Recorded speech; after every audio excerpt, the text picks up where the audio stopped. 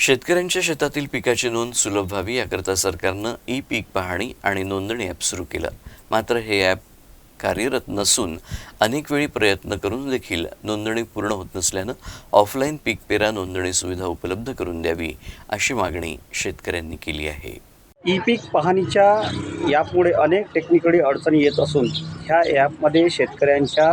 पिकाच्या नोंदी केल्या जात नाही आहे आणि त्यामुळे अनेक शेतकरी हे ई पीक पाहणीपासून वंचित राहिलेले आहेत आणि या वंचित राहिलेल्या शेतकऱ्यांचा कोणत्याही प्रकारचं नुकसान होऊ नये, कारण 2023मधल्या सोयाबीन आणि कापूस उत्पादक शेतकऱ्यांना शासनाच्या वतीने 5,000 रुपयाचं अर्थसहाय्य देण्याचं शासनाने जाहीर केलं। मात्र अनेकांच्या पीक पाहणीच्या अडचणीमुळे ते शेतकरी पात्र ठरले नाही। म्हणून सरकारला माझी विनंती आहे की ज्याप्रमाणे शेतकऱ्यांनी पीक पाहणी केली असेल ती ग्राह्य धरावी किंवा ऑफलाईन पद्धतीने शेतकऱ्यांची पीक पाहणी नोंदवून घ्यावी ही सरकारला कळवळीची